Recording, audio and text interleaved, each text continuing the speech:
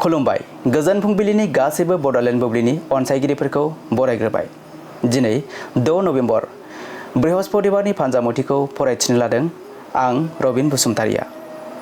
फानजामुथिनि गिबियाव दं मेष राशि। बेफार फालांगि खालामोब्ला नोंथाङा मुलाम्फा जानो हागौ। रांखावरिनि बिथिङाव मोजां सान। वृष राशि। गोसो थोलायनायनि गेजेराव दावराव दावसि जालायना गोसोआ बोरलाबायनो हागौ। मिथुन राशि। गावनि रोंगौथि आरो मोजां आखुनि थाखाय बयजोंबो सनमान होजानो हागौ। मोजां सान। कर्कट राशि। नोंथांनि जाफुंसारनायखौ नुना नोंथांनि बिफाया जोबोद सुखु मोनगोन। सुखिनि सान। सिंह राशि।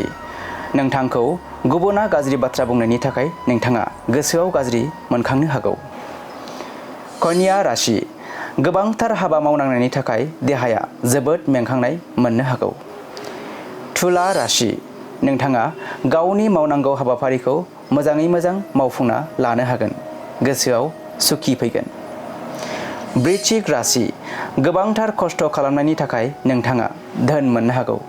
खुसिनि सान। धनु राशि। लामा हान्थिनाय समाव नोंथाङा जेराव मेराव सौदावलाबायनो हागौ। सांग्राङै हान्थिनांगोन।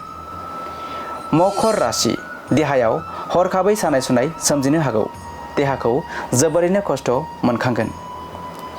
कुम्भ राशि। नोंथाङा न'खरनि गोथार खामानिखौ मावनानै लानो हागोन। मोजां सान। आरो मीन राशि। माबा जाहोननि थाखाय सोरजोंबा गिदिर दावराव जालायनो हागौ। सुथुर जालायना थागोन। दिनै सानसेनि राशि फरायथिनायाबो एसेनोसै। आसा खालामो नोंथांनि दिनैनि साना मोजाङै मोजां थांगोन।